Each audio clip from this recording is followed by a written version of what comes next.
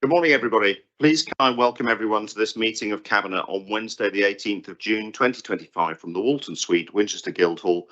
The time is 9:31 a.m. My name is Councillor Martin Todd, Chairperson of the Cabinet and Leader of the Council. This meeting is live streamed from the Council's YouTube channel, and the recording will also be available after the meeting. Subtitles can be switched on, and advice on how to turn these on is set out online. Can everyone ensure mobile phones are on silent, and can I remind members to use their microphones? In the unlikely event that it is necessary to evacuate the building, the fire alarm will sound. Please follow all the instructions given to you by our team. Can I welcome the members of the public to the meeting this morning? We will invite you forward when it is time for you to make your contribution. Turning to the agenda. The first item is apologies for absence. I have apologies from Councillor Reach and Councillor Becker. Oh, she's delayed, and Councillor Becker is delayed. So I have apologies from Councillor Reach. The second item is membership of Cabinet committees, and there are no changes listed. The third one is disclosures of interest. I need to declare that I have disclosable pecuniary interest in respect of items number 8 and 10 on the agenda due to my additional role as a Hampshire County Councillor. However, as there is no material conflict of interest regarding these items, I have a dispensation granted by the Audit and Governance Committee that enables me to speak and vote on these matters. Any other interests? Councillor Porter. Thank you. I'd also like to declare the same disclosable pecuniary interest in respect to items 8 and 10 on the agenda. Thank you very much indeed. Any other interests to be declared? No, good. Next item is request from councillors to speak. I have Councillor Lee down to speak on items 8, 9 and 10, Councillor Godfrey to speak on item 8, Councillor Horrell on item 9 and Councillor Bolton on item 10. On public participation, I have 3 groups listed, four listed, but I think one of the people who wanted to speak can't be here. I have John Hearn from the City of Winchester Trust. Caitlin Conway is not able to be here, I think. So we'll write back or address her comments separately. Phil Gagg from Winchester Action on Climate Change. Sorry, Winchester Action on the Climate Crisis. And either Andy Key or Rafe Palmer from Cycle Winchester. Do I have Cycle Winchester? Okay, well, if they turn up, we'll manage it. Otherwise, we have John Hearn and Phil Gagg. The question I need to ask is, do you want to speak on the station approach item or now? I'm guessing the station approach item. Is that okay with you both? Thank you very much indeed. The next item is approval of the minutes of the previous meeting held on the 21st of May. Cabinet, do you agree those minutes as a correct record of our meeting? Item number 7 is leader and cabinet member announcements. Councillor Lerney. Yesterday, Climate Emergency UK published the 2025 Council Climate Action Scorecards, and I'm delighted to announce that Winchester City Council was the top performing district council in the UK with a score of 68%. Only 2 unitary authorities, which are scored on a different basis as they provide a wider range of services, scored better: Islington with 70% and Hammersmith and Fulham with 69%. To put our performance into context, this was 22% above any other Hampshire district and around twice the average district score. The sustainability team has done a fantastic job to achieve this independent recognition of the steps the council is taking on climate change, but we have got to this point by making going greener faster part of everyone's work in the council over a sustained period of time, and I think congratulations should be handed out to our staff across the board. Thank you very much indeed, Councillor Lerney. A fantastic result, and one for I think the whole organisation to be very proud of. Chief Executive, could you pass on our thanks to the staff for this fantastic achievement? Thank you very much indeed. Councillor Thompson. Thank you, Leader. Yes, it's just a very brief announcement. At last month's Cabinet, I announced that we had been awarded another tranche of money by the government as part of the Shared Prosperity Fund.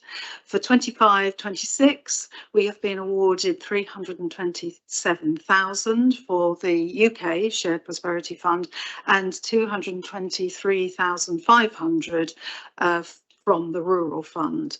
Application rounds for each fund opened in April and closed on the 27th of May and 11th of June, respectively. And I'm very pleased to report that both programmes are heavily oversubscribed, with a total ask from 57 applicants of more than 1.4 million. Those applications are currently being scored, and awards to the successful schemes will be determined from July onwards. And of course, successful applicants will need to be able to complete their projects by the end of February 2026. Thank you. Thank you, Councillor Thompson. Any other announcements? No. Right. The next item is the Station Approach Concept Master Plan. Ask officers to come forward, and Councillor Porter, would you like to introduce the paper? Thank you very much.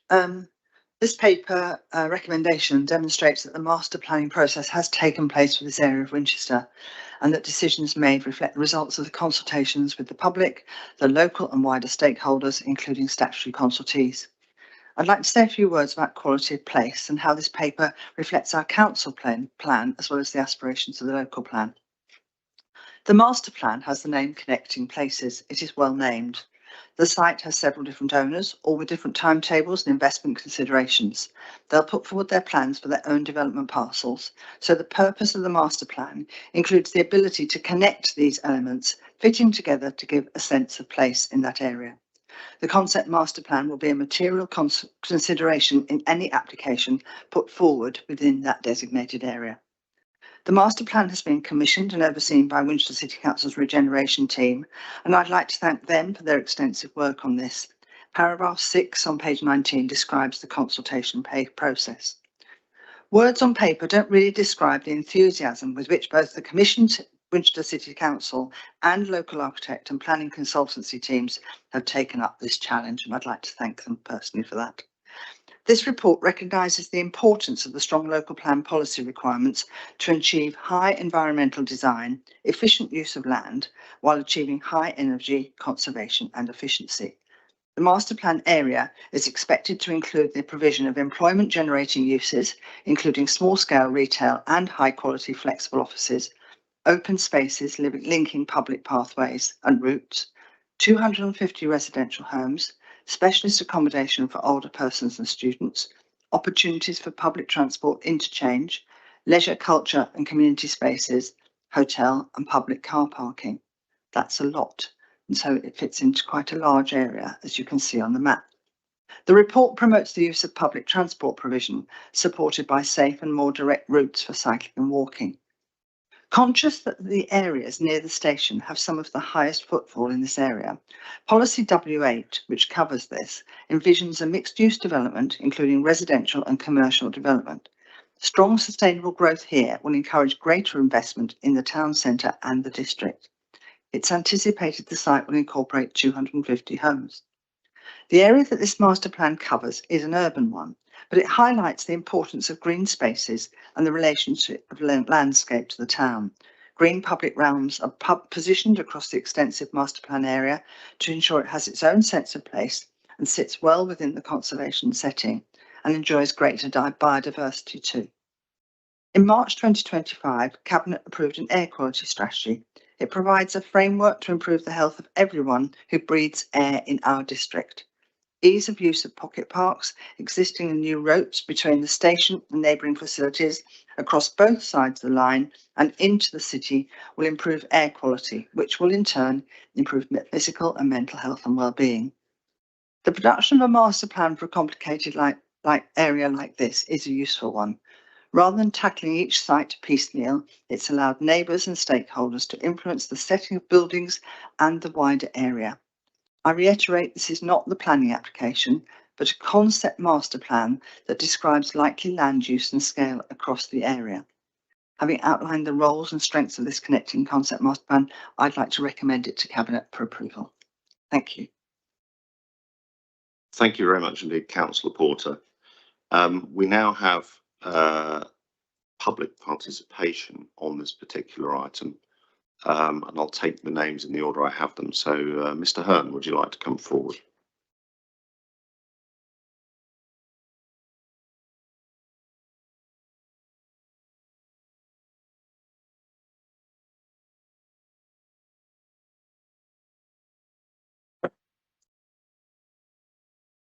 Thank you, Chair. The Trust has raised the concerns that I'm about to give you in formal responses to the Council, but they're not reflected in sections 41 and 42 of the Master Plan. The red line boundary should be drawn wider to show the full context of the regeneration area. The theme of the Master Plan, as you heard, is connecting place, but it does not include two very important connections to the city centre, which would be with improvements, a mainly traffic-free and improved pedestrian connection from the station down Upper High Street to the West Gate, the shortest and most historic route. The other route is an improved pedestrian connection from station through Carfax Junction and along City Road to Jury Street. Both of these should be within the red line. Upper High Street, Station Road and Gladstone Street are dominated by vehicles and often congested. This degrades the character of the conservation area and, if through traffic is allowed to continue, will degrade the character of the adjacent development sites and associated public realm. The concept master plan is wrong to accept the status quo of traffic flows and should instead propose traffic rerouted to a two-way Sussex Street, which has been a proposal following the adoption of the Winchester Movement Strategy. The concept master plan should set out a mechanism for securing development contributions for the public realm improvements over and above CIL. It is understood that the usual planning agreements, 106s and 278s, can't be used as the sites are owned publicly. Before a layout for the Carfax site is finalised, provisional designs for the bus interchange, its layout and position should be agreed. It is important that the pedestrian public open space to the front of the station is not compromised by the interchange, and that if more land is needed, it's taken from the Carfax site. The distant view study shows a 6-storey building on the highest part of Carfax site from a view from Joyce's garden. The building is clearly shown breaking the tree line on the west horizon. This is contrary to local plan policy and harms the city setting.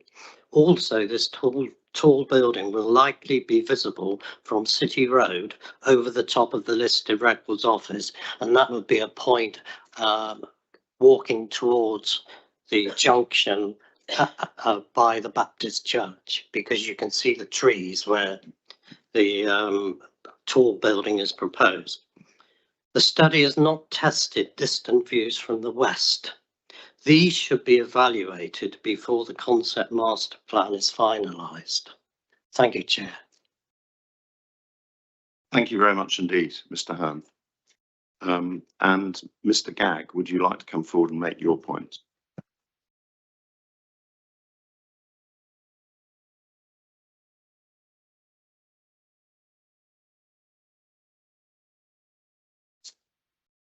Thank you, Chair. First, very many congratulations for the climate action score. Long may it continue. But I have to say, this development is a great opportunity, unique to increase that score, to provide a transport interchange at the railway station. It is vital we don't miss this once in a generation opportunity. And I understand that we just have outline maps, etc., but there is no clue about how we would provide that transport interchange. We must make sure we have enough space in this development to allow good connections between all district buses and between buses and trains. With good interchange at the station, good, fast public transport journeys could be offered between all main points in the district and all points on the railway system. Just a few examples. A good journey from Newelsford to Southampton, a good public transport journey from Bishop's Waltham to Farnborough, and a good journey from Otterbourne to Reading. But the list is endless, and it will make public transport much more effective, efficient, and better used. All bus services should be reconfigured to serve both the station and the centre, and we need to look at franchising as a tool to achieve that. This would encourage a switch to public transport and a reduction in transport emissions in the district. An interchange for a district the size of Winchester probably requires at least 7 bus bays to enable good connections, just judging from similar cities of similar size on the continent that have done it. The plan we see here does not provide anywhere near the spare capacity, space capacity, space necessary. And I should say, it's such a big feature, it does need to appear on the plan. Please make it clear in the minutes that you don't want to lose this opportunity by accident, by default almost. Instead, decide that you want transport experts to scope how much space is needed for an interchange before deciding on what goes where. I'd also add, to echo John Hearn's comments, it should be clear from the outline plan where the pedestrian connections are and where the cycling connections are, and they are both completely omitted. We have to put those things in place before we start blocking the possibilities. If this plan goes ahead, we will lose forever the possibility of integrating public transport in the district and taking seriously the title of the document, which is all about connection. Thank you, Chair. Thank you very much indeed, Mr. Gagg. Much appreciated. I don't know if we have anybody yet from Cycle Winchester. No. Right, so we won't be able to take those deputations. So can I ask Councillor Lee to come forward, please?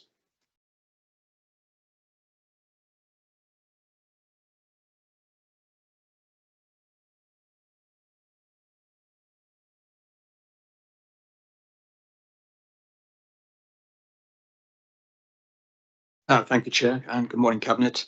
I fully appreciate that once this concept master plan is formally endorsed, it becomes council policy and a material consideration and planning. So it's crucial we get this right. I want to start by acknowledging the significant amount of work by the officers and architect consultants in bringing this forward today. So well done to all involved. The station approach concept master plan as it stands is a set of guidelines for potential developers, not a detailed design of what will be built. However, in my view, this approach, I believe, risks some key opportunities. I believe it would be far more effective if the master plan included firmer guidance on building topology, scale, mass and layout, alongside optimal capacity considerations. Fixing these principles early, before any outline planning application is submitted, would lock in even more sustainable outcomes. So to go greener faster and make sure we don't set back our climate emergency scorecard successes, it would allow us to embed best practice lifecycle cradle to cradle and ecosystem service principles that supports carbon neutrality, nature positive developments for residents, visitors, students and the wider community. Leaving these decisions to be made later in the process, I believe, risks watering down best sustainable practices when revisions become harder to secure. I'm unsure whether a life cycle and ecosystem services lens has been fully applied in shaping the master plan. I welcome the view of the officers and consultants in Cabinet on this point. Either way, I believe the concept master plan would benefit perhaps from a supplementary eco design brief and sustainability charter to sit alongside the master plan. This is much more than just green space considerations. This would help enhance planning policy and require developers to submit sustainability and ecosystem services statements at the outline stage. It would ensure that our climate and nature considerations are the strongest material factors throughout the stages of development. It would also inform the next local plan due in 2028.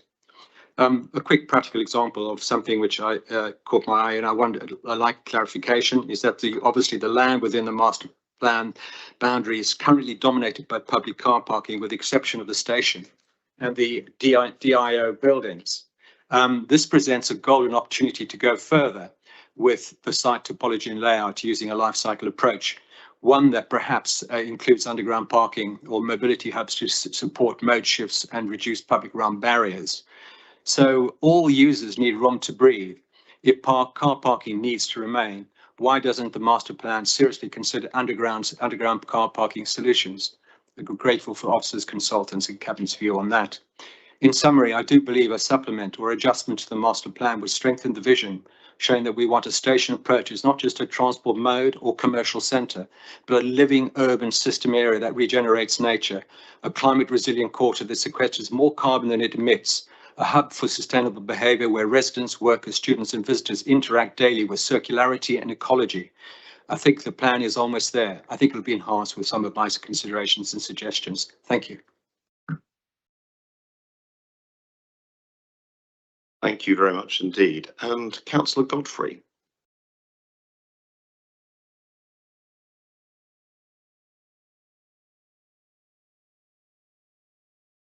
And good morning. Thank you very much for giving me time to speak. I remain fully supportive of the project to develop the area around the station.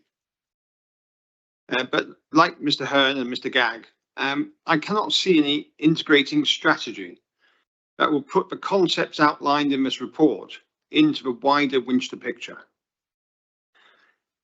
I was briefed on the concept master plan proposals in November last year.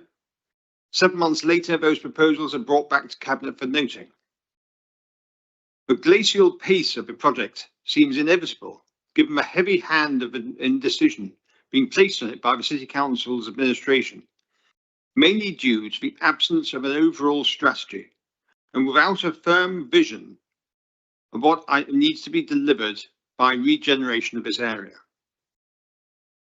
While timely consultation is welcome, the input from the public has been hampered by the absence of any firm proposals.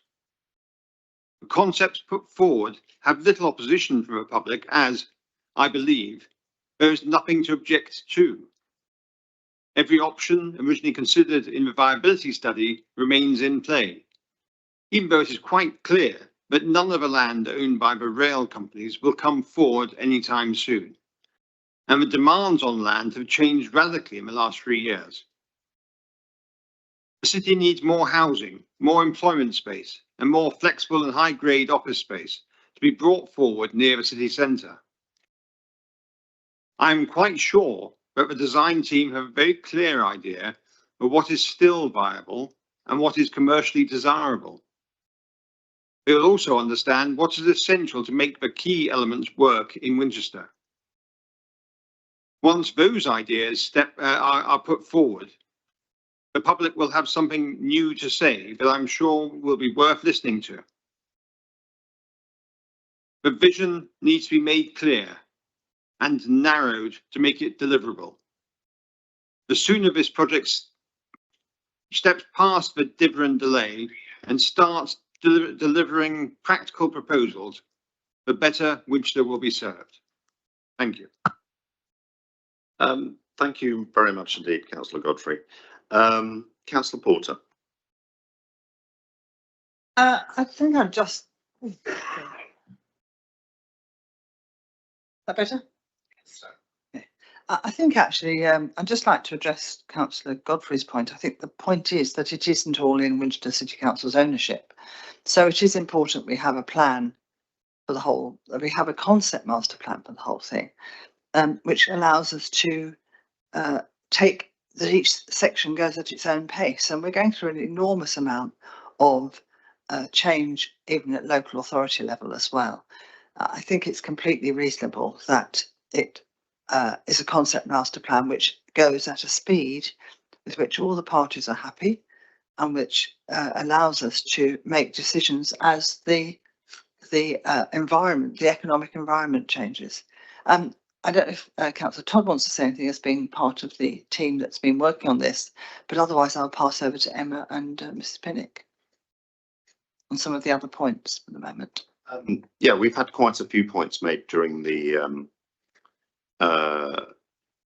master plan by the public and by councillors. I'm happy to address some of them since I was involved in the development. I know Councillor Lerny wasn't. I may have some comments. First of all, probably useful to correct some misconceptions. So one of the points made was that none of the land owned by the railway companies will come forward. Next year we probably move to a mayoral strategic authority, and the mayor as an elected position will explicitly have a role in deciding how stations are used and designed. And this is one of the factors that has led into our thinking in terms of how transport is going to work, because there will be a strategic authority for the entire area that tightly integrates rail, buses, and has a role in terms of active travel, but particularly rail, buses and strategic road networks, which aren't relevant to this, will be under some degree of democratic control from next May as things currently stand. So it's not correct, particularly at a time when the rail company that operates that station has been nationalised, to say that there will not be an opportunity to bring that land forward. Some of the other points I confess that we've heard I'm slightly baffled by, like saying the city needs more housing, high-grade office space near the centre, and we bring forward a proposal saying that we're going to have more housing and high-grade office space near the centre. I don't see how that's a failure to say how we're going to have more housing and high-grade office space near the centre, because that's literally what this document does. Similarly, in terms of Councillor Lee's point about firmer guidance on scale, mass and layout, page 58 of the report is hold on, let's just check exactly what it's called. I think it's the page that's titled character, height, scale and massing, is the one that provides more detail about character, height, scale and massing. So it's not true, or it's not correct, that there's no reference to it in the report and that it was informed by capacity. Similarly, the discussion about underground car parking, if you look at the northern part of the northern car park, that you will see that it is on the ground floor, and that is frankly an affordable way to deliver effectively underground car parking within the site, because it uses the big hole that's already been dug to hold the car park, to hold the cattle market, in order to manage, and the fact that that is already below ground level, in order to put parking at that point. I think there are some important questions that have been raised and that I will go on to maybe ask officers about. We've had a lot of discussion about bus interchanges and bus interchanging, and I think it might be helpful if we could recap the fact that bus companies and the transport authority, the current transport authority, were heavily involved in this. But is it possible to get more perspective on how we've ended up on the transport thing? Is that something you want to take on, Councillor Lerny, or is that one for officers?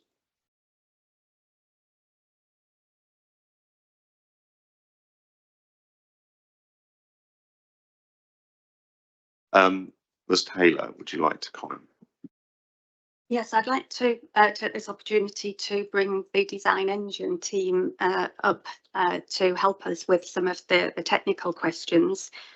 We have, as you know, we appointed a locally based architectural team to lead the concept master plan Design Engine, supported by technical experts, and we have Oliver Moore, the project manager from Design Engine, Oliver Davey, Laura Hutchins, to support us. So can I invite you up to the table, please? While they're coming up, just to recap that the concept master plan started in 2022 when we undertook public consultation for a capacity study to see what was possible on these sites. And throughout this whole process of public engagement and stakeholder engagement has taken place at timely points throughout the process.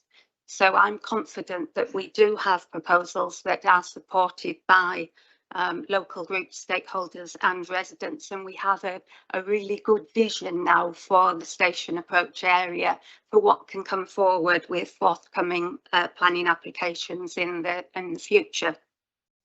And the concept master plan has followed the process that Cabinet agreed for concept master plans within the city. In terms of questions that have been raised, prioritising sustainable transport, integrating into the city wider connections and beyond, and improving the arrival experience has been at the heart of the development proposals. Reallocating space for sustainable transport modes at the station forecourt and repositioning private vehicle drop-off points, improving safe, secure cycle parking and bike hire at the station entrances, and retaining bus priority at the Carfax junction with high quality public realm. In terms of looking at the allocation of space at the station for buses and interchange, we've worked closely with the Highways Authority to determine what they believe is the space required for stops, taking on board the forthcoming improvements from Junction 9 and also improvements which will come forward in terms of the Winchester movement strategy. The bus connections, whilst the authority is not in control of the bus timetabling, see that is the bus companies. The bus companies have been involved throughout consultation with station approach. But I think that this is something that in the future we've got a real opportunity, as Mr. Gaga said, in terms of the changes that are coming through Northern Park and Ride, for instance, to look at how rerouting of buses can happen north and south and east and west, possibly to have less buses coming into central Winchester. And our work with the central Winchester proposals, we've had joint meetings with the Design Engine team and the team Momentum that are part of the Jigsaw team to look at what the future of buses will look like for the city, not just for re-providing a bus infrastructure system for the bus station for central Winchester, but providing a bus solution for the city. And this is really joined up work between station approach and central Winchester. And I think Julie, please up to it. Thank you. Thank you very much indeed. Cabinet, do you have?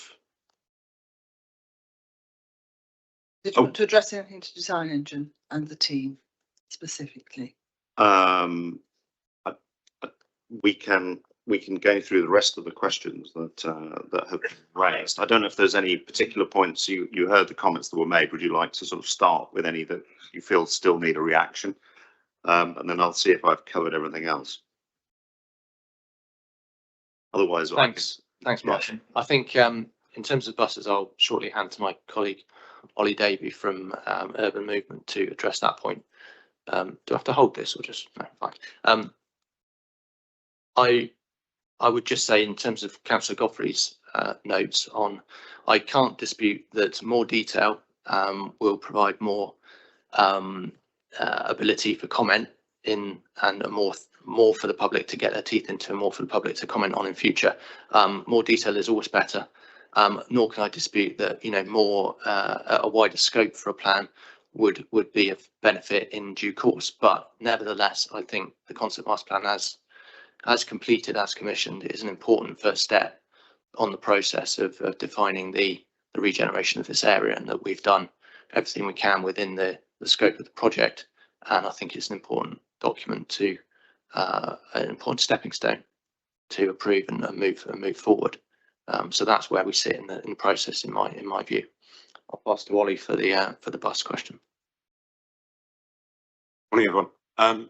So as Emma said, we had a number of meetings with both the Central Winchester Master Plan team, the bus operators, the County Council and relevant officers from the City Council to discuss and try and predict future demand for buses in the city centre and what the use of the station might be going forwards.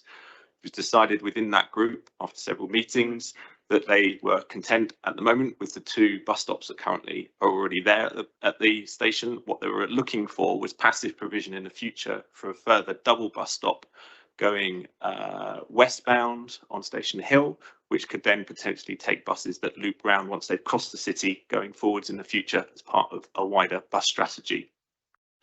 We have maintained buses travelling through in front of the station. They will, according to the master plan, now be the only vehicles that can pass through in front of the station. All other vehicles accessing the station will have to loop round, so that provides additional bus priority for them. And we are also looking to provide provision for a new bus lane on Andover Road. It goes to a couple of points that made earlier about what we're doing about the wider network. We are relatively limited in what we can do in terms of providing commitments to doing anything on the wider network, because it's not in the city's control, it is part of the County Council. And these are schemes that, whilst they may be looking into, they haven't actually provided any kind of concrete decision yet on whether or not these will go forward. One of them is a bus lane on Andover Road that would also provide cycling provision in the other direction. And so we are suggesting that the site is set back on Cattle Market to allow that to happen in the future. So this is kind of the realm in which we're in. We can't actually guarantee any of these things coming forward. What we can do is plan as best we can for them in consultation with the other groups that will be responsible for their delivery. So that's probably it from me. Thank you very much indeed. And that's a very helpful clarification that we have already made a decision to make extra land available to support better bus infrastructure on the Andover Road, but it's about bus flow, which is actually one of the biggest issues that we have within the city, rather than bus parking, although there is a significant, effective, close to doubling, I suppose, the number of bays, if I understood the point that's made on that as part of this plan. I've got a couple of other questions that I think are useful to clarify, and just to make sure that we've covered everything that's been talked about. So Mr. Hearn talked about public realm improvements and how they're funded above and beyond SIL. Is that I think we need, there's probably limits to what we can do within a master plan, but is the funding mechanism, is that something that we're making explicit reference to? Will this now be something that in negotiations with a private developer would potentially lead to a 106 or a 278 obligation if we weren't doing the development? Thank you, Chair. I think that's quite a difficult question to answer, because we don't have, we haven't got a planning application in front of us. We haven't consulted with statutory consultees. You can only require Section 106 off-site obligations to make the development otherwise acceptable were it not without them. So we will have to be testing that through the planning application. I think the off-site funding that's being offered through the council through SIL is the public realm improvements, which are listed and required as part of the emerging local plan policy W8. So I don't think I can answer that at the moment. It will be something that comes out through future negotiation when we have that flesh on the detail as to what is required here to make the scheme acceptable for off-site works. Thank you very much indeed. But this is a document that has had input from the Highways Authority, if I understand correctly. And so would we then expect that they would have that within their ask in terms of infrastructure, either on the SIL list or on a 106 or 278 obligation, or we're getting too much into the detail? I think there's too much in the detail, because one of the things I was going to recap on Chair later is that this is just one component of the policy requirement in WA. It's Roman numeral 1 is that the application, any application to develop this site is preceded by a concept master plan, which is what we have, but it's one of all the material planning considerations that come forward, and that will involve more detailed consultation with the Highway Authority about some of those off-site works.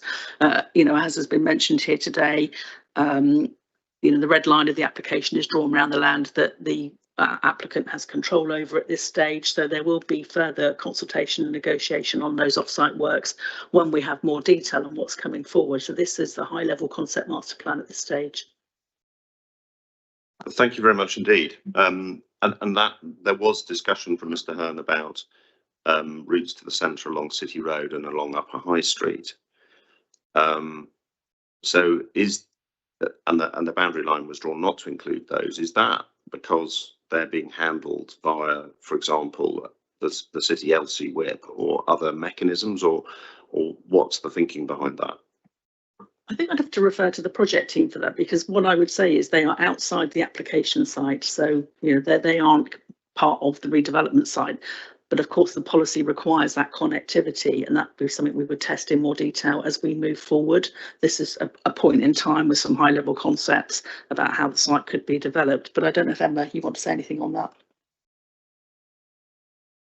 At the outset, there was a great deal of discussion about how far the red line could go, because obviously it's got to go somewhere. And the feeling was that that the boundary that was drawn was the correct one. In terms of connectivity, the master plan had to show the connectivity out to the wider area. Mr. Hearn referred to Sussex Street and two-way movement along that, and those elements are covered within the Winchester Movement Strategy.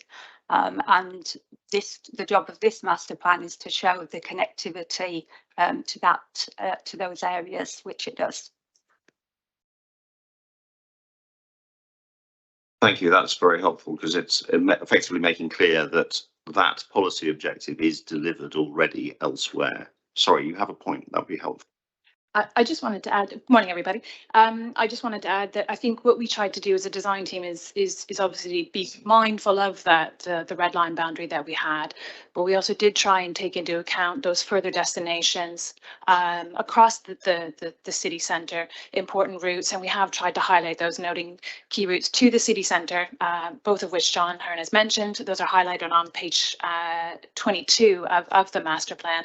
And we have tried to pick up a lot of those key destinations that were mentioned in the LC whip, the railway station being the central focus of that, and really tried to look at junctions that could be improved and key routes that we noted needed to be improved, and those are outside of our red line boundary, but we have been mindful of those and the role that the Station Approach Centre has in facilitating those wider connections. Thank you very much indeed. That's very helpful and reassuring clarification. Mr. Hearn also had a comment about views. Is somebody able to provide some clarity on the views question? 6 stories.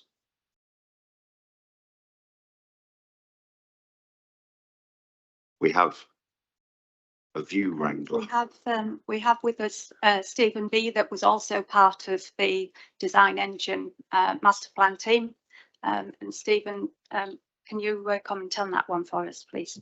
Yes, thank you. It was quite clear from the outset of the preparation of the master plan that thinking through the implications on the views from the vistas across the valley was going to be of public interest and a reasonable concern to be taken into account in future development. So a further study was carried out, taking key views that have been used in other projects to evaluate the consequences of development on the study site.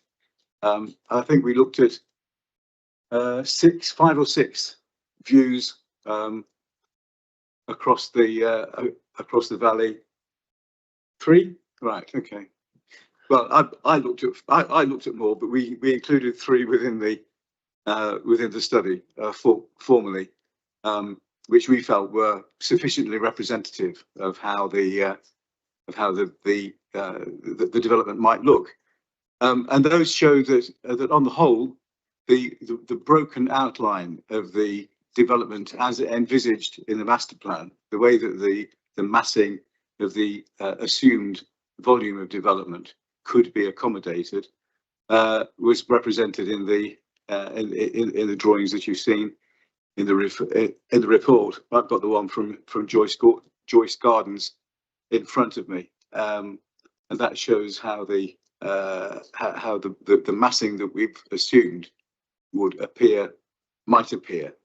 I have to stress, because this is a concept master plan, not a firm proposal. But if this concept was taken forward in this form, then this is how you might expect it to intersect with the existing elements of the city's character and skyline. And you can see from that what we've done is to locate the higher points of the development in a way which doesn't break the skyline, because that's, as I understand it, a policy consideration in the local plan that we have to take account of. Actually, whether new development breaks the skyline, it depends. The impact of that, the harm that it might be caused to the historic character of the city, is to some extent a matter of opinion, and to a larger extent a matter of how the development itself is designed and detailed. So just because a building is invisible, it is visible and new in the view, doesn't necessarily make it harmful. It could make a positive contribution, and that's what we are. That's the approach that we've adopted all the way through. Thank you very much indeed. That's a very helpful perspective, and we had the experience, dare I say it, with the Barfield Close car park, which actually turned out in the views to be hiding the depot immediately behind and improving the view from the sort of St. Cap from the east of the city. That's helpful. There was a point raised by Councillor Lee about an eco-design brief and sustainability charter. That feels like something you can't ask for in a master plan, but you have to ask for in your local plan. But Ms. Pinnock, could you provide some perspective on that? Are we able to add new processes as a part of a master plan, or is that something that has to be covered through policy? I think, Leader, what you may have heard us say through the local plan hearing, and what your local planning authority will always say, is you need to read the local plan as a whole. So whilst policy WA deals specifically with station approach, we do have other policies across the plan that look at how we will deal with sustainability, landscape conservation, all the other things. And this concept master plan is just one of those many components. So I think, whilst having a statement in there about, the aspirations of the applicant in this regard, and that is already in the policy, I don't think you need anything further. This is just one of all the material planning considerations that will come forward when you have a planning application in front of you. And it's at that stage you'll be testing those through your local plan. Thank you very much indeed. And I think that's helpful and reassuring guidance, in the sense that we're saying this sits alongside the local plan, it sits alongside the LC WIP, it sits alongside LTP4, which is the county's transport policy, sits alongside the minerals and waste plan. I mean, there's a whole set of policies that and the NPPF, this is the whole set of policies that it fits into. And this is a part of that, and not trying to be all of that. Is that correct? That's correct. It's one component. What it shows is that the applicant and how they've engaged through that concept master planning process, it's all about the engagement, what led to what you have in front of you. Your emerging local plan should have, and does have, embedded in it regard to the Winchester Movement Strategy, the LC Whip, and that's obviously being tested at the moment through our local planning examination, but it's weaved in through all our policies. Thank you very much indeed. I think and hope I've covered most of the points that were raised, if not all, by the public and councillor presentations. Cabinet, do you have any questions that you would like to ask? Councillor Cromoyson. Thank you, Chair. I'd like to just explore a little bit around the bus hub question that Mr. Gagg raised. I mean, I appreciate that in a concept master plan like this, as the authors of this, you are grappling with multiple demands, and you are having to make compromises to see what you can fit in within a very limited space, even though it is there's lots of space altogether, but there are lots of constraints as well. So I can appreciate that there's lots of trade-offs and lots of thinking, well, I can't perfectly meet such and such a need, but I can do this and so on. So Mr. Gagg has asserted that a comparable transport hub from elsewhere might be around 7 bus stops, and you've, through your work with the relevant stakeholders, you've come up with a view that actually 4 bus stops is adequate. So I just want to sort of explore the difference there, both in terms of understanding to what extent were the stakeholders really thinking about radically changing and improving the bus services. And buses is something that's become very much on my radar screen for my areas, and seeing what happens when the city centre gets congested can really mess up bus services and damage public confidence in the bus services. So is there was the opportunity to take some of the pressure off the city centre by having the bus hub, more of the bus hub at the station considered? And if it was to dimension out at 7 bus stops, what would be the consequences to the whole site? What other buildings would you have to take out to accommodate the size? For example, the records office not within scope. Would you have to take that out in order to create the kind of space needed? I know that would not be considered, but that's the sort of nature of my question. I can see you've been very involved in these discussions. Would you like to add a bit of perspective? Yeah, I think we were very clear from the start of the master planning process, and the leader was particularly clear on this, that at its heart was not only maintaining the roller station approach as a transport hub, but enhancing it and improving those transport links. But it was never a project designed to create a new bus station at the train station. I think one important thing to recognise is where people actually want to go in the town. I'm a regular bus user. My bus service comes past the station, but even catching the other day a 7 o'clock train, there were actually fewer people got off at the station to get a train than there were joined me on the number 64 bus to Alresford, because that was where they wanted to go to. As Councillor Cromoyson has said, there is a significant penalty for services which have to go through the one-way system at the moment, and that is the key problem we need to fix.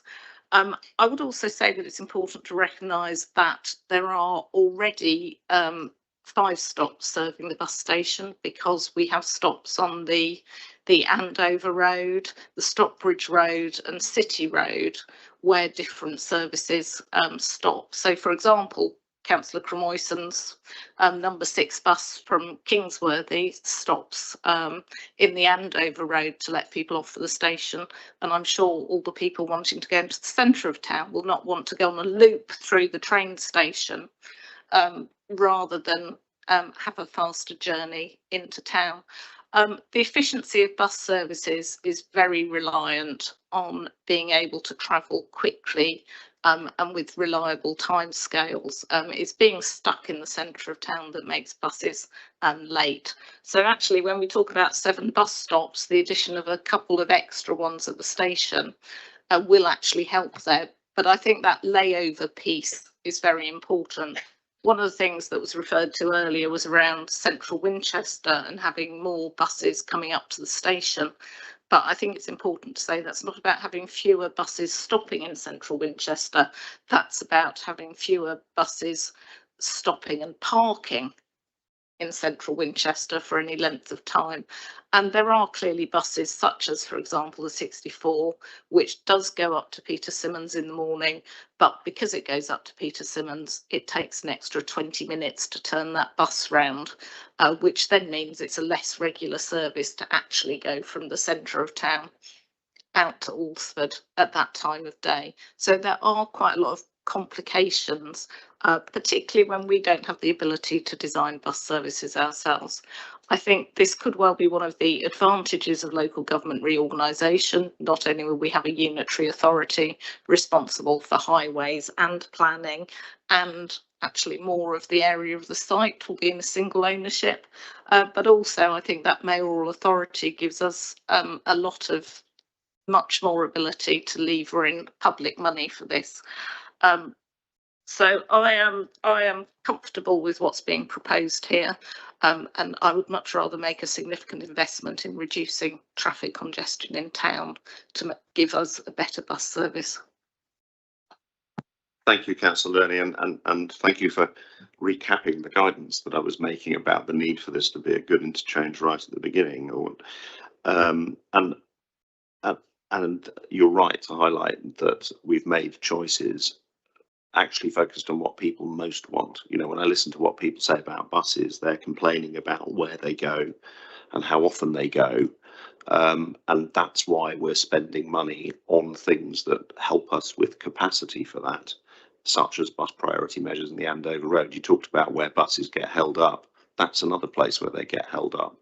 And so the decision to sacrifice land, which could be used for development in order to add a bus lane, was a good example of the kind of priority decisions that were being made. Any further thoughts, Councillor Porter? Thank you. I just want to talk about areas for change, really, and this isn't just physical areas. On Thursday last week, many of the officers and I attended a health and wellbeing conference at the County Council, a meeting of the County Council, and we were discussing air quality and about healthy streets, and it was a really constructive conversation and showed the general direction the county is hoping to go for in LTP4 of really turning what was a different ethos, I suppose, into a new ethos, and I was really impressed by that. And one of the things we have to do is to change that ethos for planning applications as well. And so, as I said in my paper, and I think we've all said at various stages, this is not a planning application. This is a concept master plan. We've also got 2 esteemed previous planning officers sitting and giving speeches and talks this morning and talking this morning. And you know how difficult it is to change sites which don't have a future for change and are settled. And I'd say probably the Records Office is now the ultimate on that site because it's listed. It means that you have restrictions within that area that you can't really make a difference to. So there is a conversation about implications for visitors across the valley with a public interest. And I looked specifically at that in the paper as someone that hasn't been involved in the master planning process with you, and believe that there is an opportunity for considering whether a vista has to remain the same or whether it can be a vista that brings something new to the city. So I do know that further studies will be carried out to evaluate that effect of height when it gets to the planning application. So I think that's the important part of that. So I really do think that we have done everything we can to look at the options and to look at the potential for future. And certainly out of last Thursday's meeting, we came to the conclusion that healthy streets would give us a great deal on something like this. I was particularly struck actually by the point about the separation that the railway provides east to west, and I was really pleased to see that that was improved in the master plan, because that's something that wouldn't come through with any planning application as far as I could see. So it is encouraging to see things in the master planning that wouldn't necessarily come out at separate planning applications. And that's another good reason, I think, to endorse the master plan. Thank you, Councillor Porter. We do seem to have moved into debate, but that's fine. Councillor Thompson. Oh. Yeah, no, okay, no, that's all. Well, we might do some more debate then in a minute. Councillor Thompson. It was just really in debate. I just had a few comments to make. Councillor Porter has just said, you know, we just must remember that this is a first step in quite a long process, and it's a really important first step. It isn't a planning application, it is just a concept master plan, and it's gone through extensive consultation with stakeholders and also local residents, and in fact I remember going on a site walk one Saturday morning with Ms Taylor and quite a few local residents to talk about what they would like to see on both across the site. And of course, the Carfax site particularly is in my ward, and everybody knows that it's a fairly sensitive site, and has been through lots of iterations of proposed developments there. So we all know what the history is and how it needs to be treated sensitively. And when a planning application comes through, it no doubt will be looked at in great detail by local residents. But just touching on the new office space that is likely to be developed across the site. I know from my discussions with the Winchester Bid, for instance, and the members there, that they are very excited about this. It's something that they do ask me about, saying, well, you know, how are you getting on with Station Approach? When are we likely to see anything? So I think they will be really pleased with this development, this step forward. And as I say, it is a concept master plan. So it's just an outline of what might be built across the site. And I am very happy to support this, you know, the step that we've just we're looking at today. Thank you. Thank you, Councillor Thompson. Are there any other questions or debate? Well, Councillor Becker. Sorry, thought we'd move to debate, so I just wanted to also express my support for this concept master plan and to thank the team for the really detailed and sensitive way that you've gone about this process.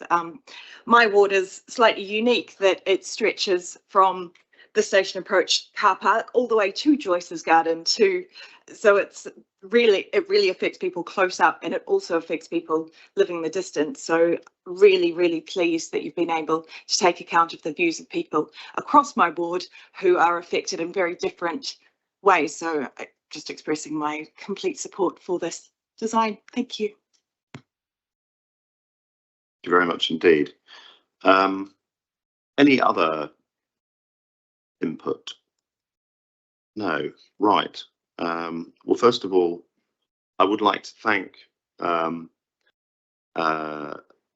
everybody in the regeneration team, everybody at Design Engine and all their colleagues.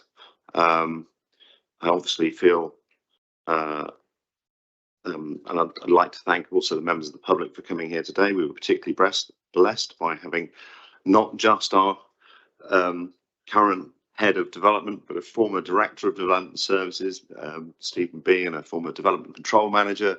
And I've looked it up on the urban readiness and major developments officer, John Hearn. So we're very lucky in this city that we have so many people who care so much about it. And maybe when we run the clock forward in a few years, and Mrs. Pinnock has retired or whatever, she will be back here as well to make her points, because it seems to be a compulsory part of the job.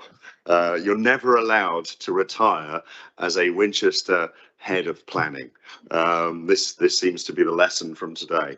And I hope our previous planning officers won't feel too upset if I go on to say that I think this is the best plan we've ever had for this whole site in this area. It's a huge step forward from versus where we've been before. Back at the beginning of the project, we laid out 4 high-level priorities to have a connected and sustainable development for Winchester's future, high-quality design and positive placemaking, and co-creating with residents, businesses and stakeholders.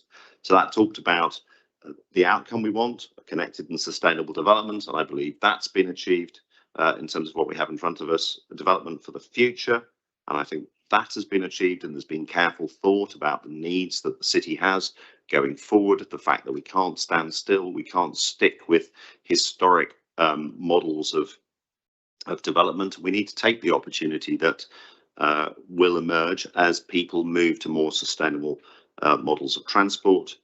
The high quality design will come later, although what has been done is obviously very high quality. The details of it are due for a later stage in the process, but positive placemaking is also something, to put it mildly, that has been achieved with the thinking before us today. If I think back to what previous attempts at particularly the Carfax site involved, which were fairly large monolithic blocks that, if we look at what we now understand about the nature of the city, frankly, weren't appropriate and don't feel right with the place that we are and the place that we want to be.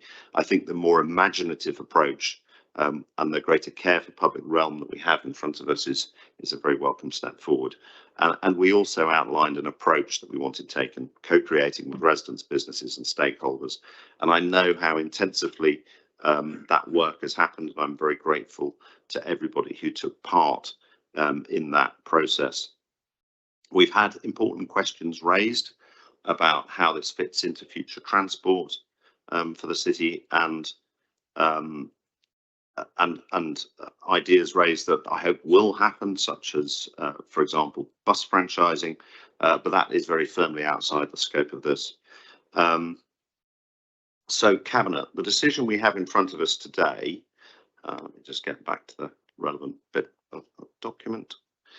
The decision we have in front of us today, what we're asked to do is note the master plan process, the public engagement done by the Regeneration Project team with the partners in Design Engine and the partners they brought onto the project. So we're asked to note that, and I think we can all conclude that it has met the criteria we set for it. But more importantly, to endorse the station approach concept master plan so that it becomes a material planning consideration to inform development management assessment of future planning applications across the regeneration area. Although, as we've talked, that's alongside the highly ambitious plans, for example, for sustainability that are set out in the local plan, the ambitious plans for connectivity and transport that I and others fought very hard for at Hampshire County Council to be covered within LTP4, and all the other policies that we have in place to ensure that development in Winchester is done to the highest possible standard. So, Cabinet, those are the 2 recommendations: to note the master plan process and endorse the concept master plan attached as Appendix 1. Is that agreed? Agreed. Thank you very much indeed. The next item is the housing revenue account, solar panel installation, energy cost reduction sharing policy. I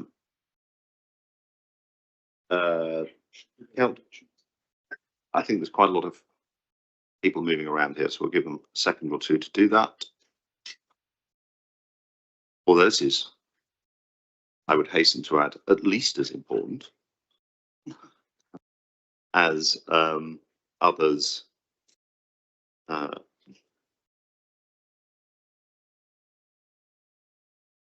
as the news that Councillor Lerney announced today highlighted.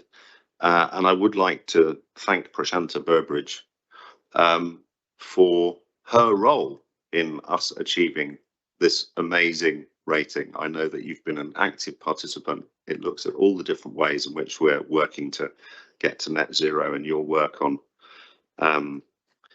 cutting carbon within the HRA is deeply appreciated. So thank you very much indeed.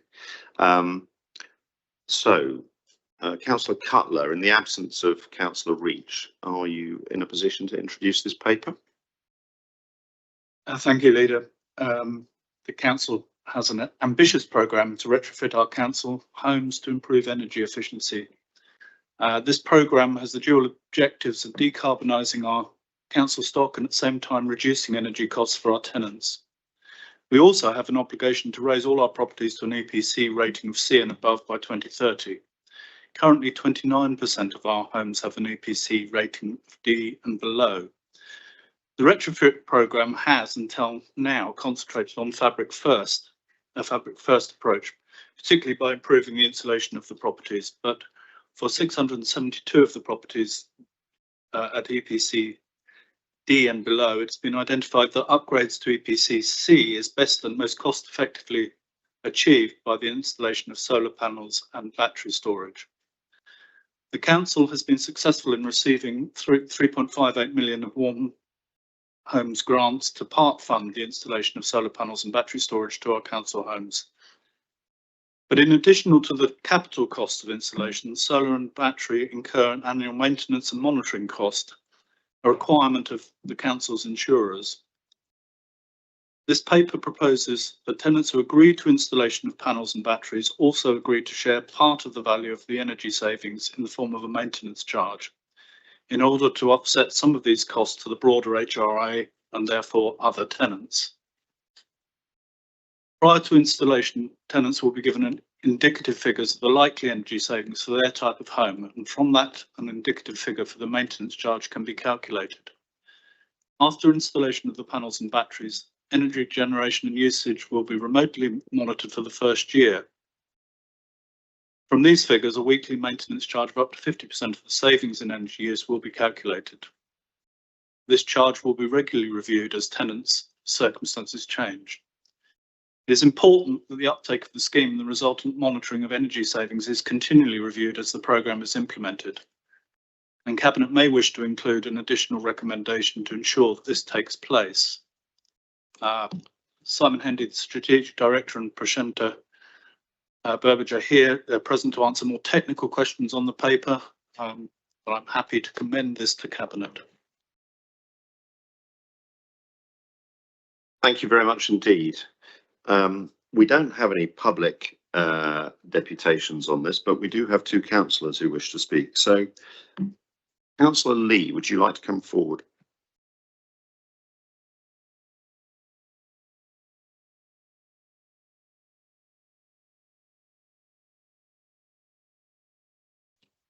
Thank you, Chair. Before getting into the agenda itself, I'd just like to ask a very general quick question following the spending review announcements. Has there been any early assessments being made to of the benefits to Winchester housing between now and 2030 from the government announcements? If further funding becomes available, would these two solar panel retrofit installation programs be accelerated? Thank you. So thank you to the officers for this excellent and rapid piece of work producing this policy following the February 2025 full council green group motion to install solar PV batteries to 5,000 council homes. This is an excellent policy to start the process. And I'd also like to thank officers who answered some early questions when the policy was published, and that clarified a number of points, which hopefully I don't need to get into detail on. This policy supports the carbon neutrality and nature goals, benefits tenants, and future-proofs our housing stock. And I would strongly support a faster pace of delivery if possible, so that lessons can be learnt early for the full rollout to all our housing. In terms of delivery and costs, the installation maintenance costs are noted to be initially high, and I understand are expected to fall. Hopefully, in-house servicing may prove more cost-effective over time, and a more efficient and cheaper service will quickly become available. Will the council carry out a cost-benefit analysis comparing in-house versus contracted maintenance as the rollout programme progresses? The proposed 50-50 cost savings share with tenants after 12 months seems fair. Administrative simplicity, of course, is essential, and I'm sure the housing team will keep the admin burden to minimum. A question of concern is that can we please ensure that the procurement and delivery model remain flexible, focused on whole life value rather than locked into the lowest cost contracts that may become outdated as technology evolves. Each subsequent phase can then be optimally future-proofed. In terms of energy literacy, which is obviously important for the users, it is absolutely vital, and tenants will need guidance to optimize tariffs and usage patterns for maximum benefit. So can I ask for the Council Sustainability Team and the Housing Sustainable Tenancy teams to formally partner with Hampshire Environment Advice Centre and the Homes Made Better initiative to deliver support and optimal information? I see mutual benefit for this approach. A structured guidance and support will help to keep the tenants' confidence high for use of the new technology and the success of the subsequent retrofit program rollout in this respect. Smarter local energy is evolving fast.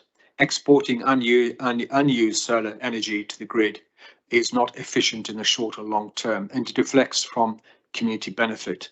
So can I ask, will the council please keep in mind and explore at the earliest opportunity community energy and third-party unissued models which may arise to inform further the future phases of the solar PV battery installation and avoid locking into suboptimal or outdated approaches? Always better to use and generate and the generated and stored energy locally. I welcome the pragmatic shift away from the rigid fabric first model for hard to treat homes, as solar and battery installation provides a more cost effective and quicker route to EPC Band C. So can I ask if this solar PV route to EPBC will be deployed instead of installation in those properties where tenants feel there's too much disruption and loss of storage in their loft spaces? I believe this might be a panacea to help in that respect. And I fully support the pragmatic and urgent policy that underpins the start of this rollout to all our housing. And I hope that once we've achieved our EPC targets through this policy, we will revisit EPC homes without solar and PV battery to retrofit these technologies as soon as possible. Can you confirm that this is the intent and objective for the next housing strategy? Thank you. Thank you very much indeed. And Councillor Horrell.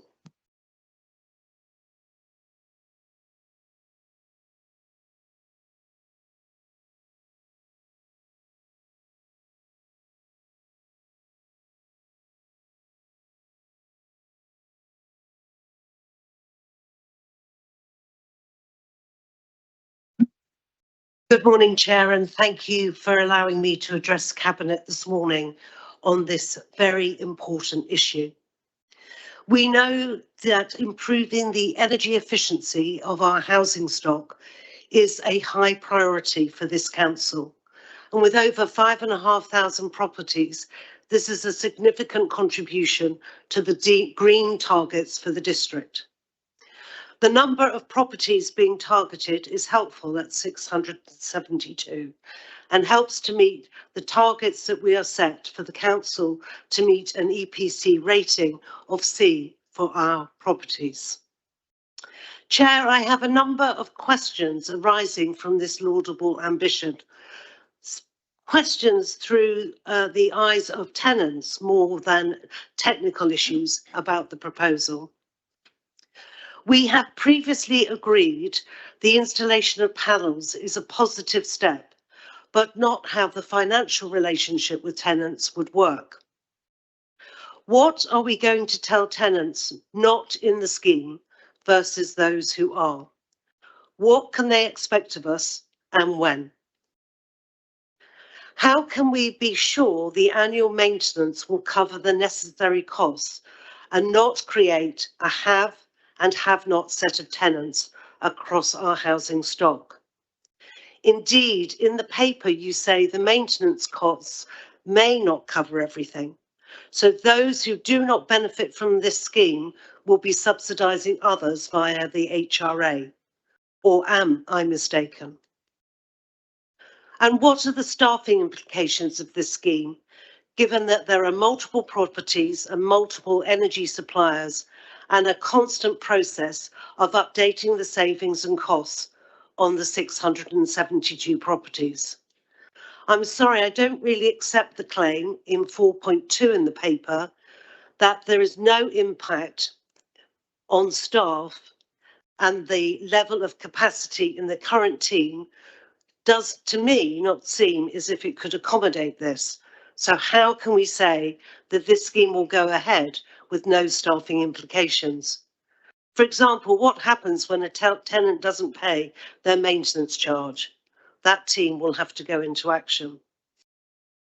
And what outcomes and KPIs are we setting for this programme to ensure it does deliver what it promises? And when will these be assessed? Will it be annually?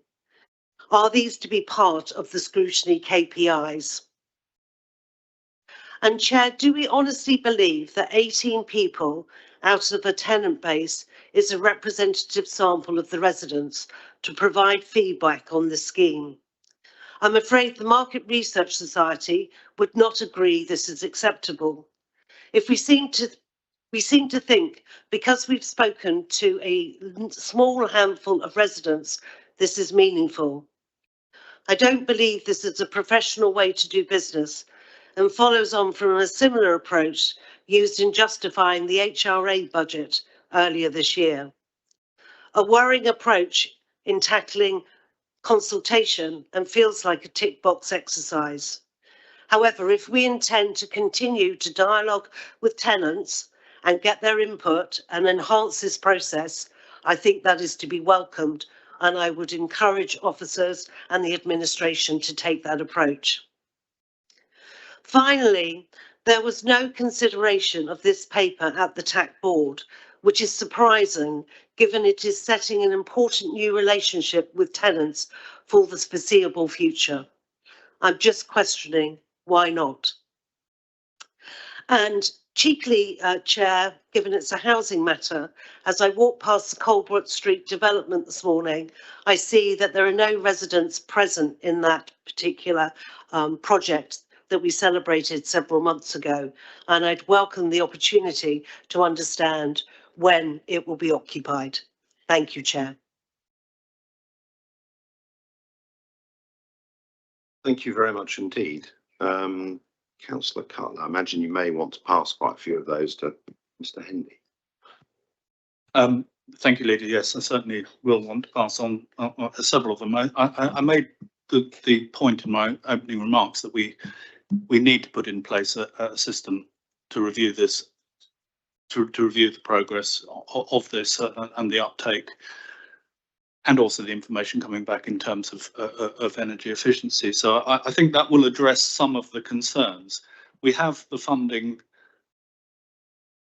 We have criticism sometimes for dither and delay, and today we want to get on with this scheme. And I think it's unfortunate that we've been unable to pilot it before we start, but because of the urgency, we need to move on. So we need to have a rolling review of this process as we roll it out.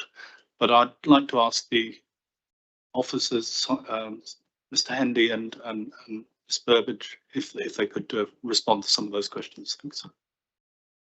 Yes, thank you, Leader. I'll start with Councillor Horrell's question, starting with the last burst.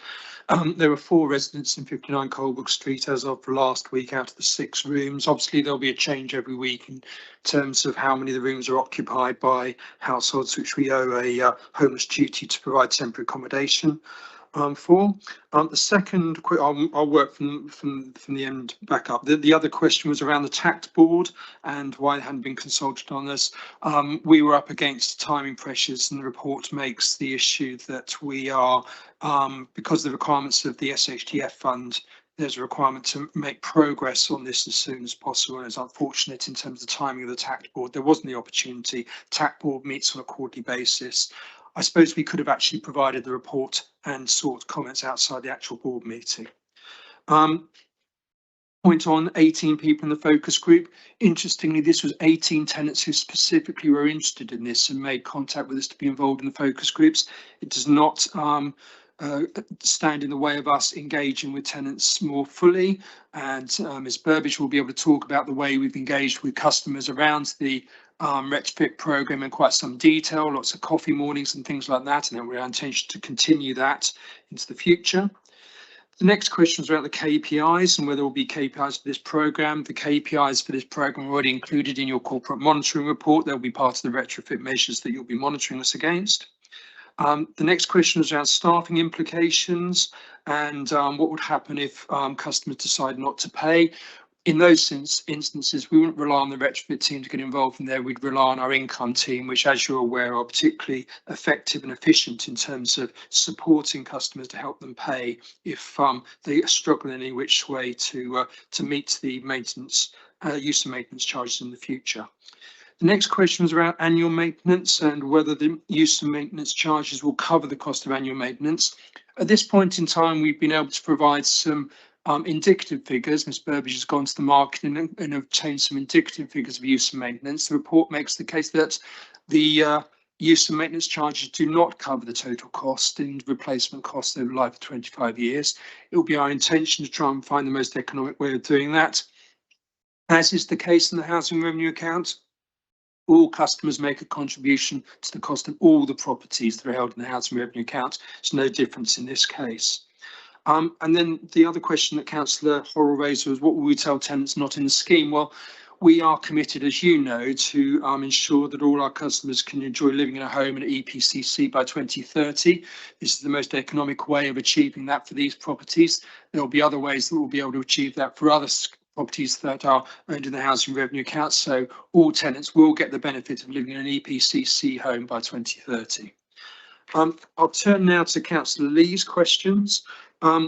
Again, in reverse order, retrofit solar post 2030. At the moment, the housing revenue account business plan makes provision up to 2030. At this point in time, it doesn't make provision for retrofit work after that, but that's not to say that we cannot revisit that in the future in terms of budget setting if there is capacity in the HRA to do so.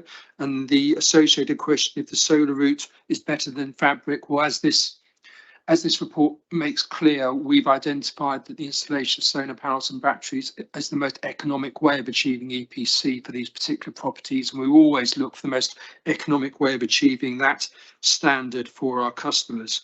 Community energy models. I know that Ms. Burbidge is looking at that as some of our stock to see if there is the opportunity to investigate and deliver that where we have some high density properties. That's something we're committed to do, again, if it's economic.